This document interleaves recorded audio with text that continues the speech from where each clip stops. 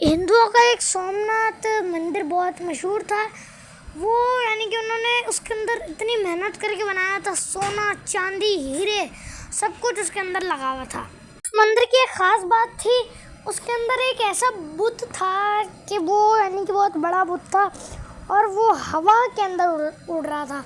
यानी कि वो ना पीछे वाली साइड के साइड टिका हुआ था, ना ही अगली साइड से टिका हुआ था। वो ना ही इस वाली साइड से टिका हुआ था, ना ही उस वाली साइड से टिका हुआ था। वो बिल्कुल एकदम दरमियान यानी कि हवा के अंदर उस तैर रहा था। तो वो अब जो कच्चे ईमान वाले थे ना, वो उस मंदिर के अंदर गए हैं ना, और उन्होंने यानी कि अपना वो चेंज कर लिया, दीन चेंज कर लिया। मैजिकल बुत है, तो जो कच्चे ईमान वाले थे वो अपना वो जो था ना उनका दीन ईमान, वो अपना ईमान साइड में रखते थे और अपना दीन छोड़ देते थे और हिंदू कास्ट के ऊपर चलने लग जाते थे। अब वो बुत का एक मुंह था, उसके अंदर वो लोग अपनी मन्नत मांगते थे, यानी कि चांदी सोना ऐसा कोई पैसे वैसे फेंकते थे। अब वो समझते थे कि हमने मन्नत मांगी और ये हमारी अब मन्नत पूरी हो जाएगी, सही है। अब वो वहाँ पर जो रहते थे ना बंदे, अब वो उसके पीछे एक दरवाज़ा था, वहाँ से सारा वो सोना चांदी निकाल लेते थे और कहीं और बेच के आ जाते थे। अब वो समझते थे कि बुत ने खा लिए। अब वो एक दफ़ा एक बादशाह की जंग हुई उस गांव के साथ, शहर के साथ।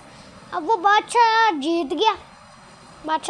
अब वो जैसे जैसे करके उस मंदिर तक आया, सोमनाथ मंदिर तक आया। अब वो उसने सोचा कि मैं अब ये इस मंदिर को उसने सब लोगों को कह दिया कि सारे लोग साइड के अंदर हट जाओ, क्योंकि मैं अब इस मंदिर को तोड़ रहा हूँ, सही है। तो वो बंदे कहते हैं कि नहीं, आप इसको मत तोड़ो, आप चाहे हमसे जितने मर्जी पैसे ले लो, लेकिन इसको मत तोड़ना। तो अब बादशाह का वज़ीर कहता है, वो सोचता है कि यार मुझे इतने ज़्यादा, बादशाह कहता है कि हमें इतने ज़्यादा पैसे मिल रहे हैं, इनको छोड़ देते हैं, क्योंकि अगर हमने इनका तोड़ दिया तो इन्होंने फिर जाके कहीं और बना लेना है अपना मंदिर, तो इनको छोड़ देते हैं, हम इनसे पैसे ले लेते हैं। अब जो बादशाह था वो ईमानदार था। बादशाह अपने साइंसदान दोस्त को बुलाता है, उससे कहता है कि ये बस बुत को देखो, उस बुत के अंदर क्या है। तो साइंसदान चारों तरफ ये हवा के अंदर क्यों यानी कि तैर रहा है, तो साइंसदान चारों जगह पे चक्कर लगाता है गोल गोल। अब उसको समझ आ जाती है कि हवा के अंदर कैसे तैर रहे।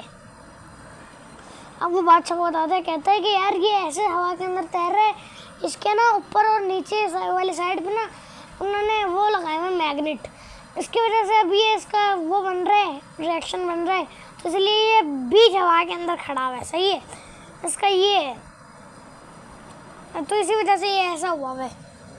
बादशाह उन हिंदुओं की बात में नहीं आता और वो पूरा मंदिर गिरा देता है, यानी कि फुल फतह कर देता है उस मंदिर को।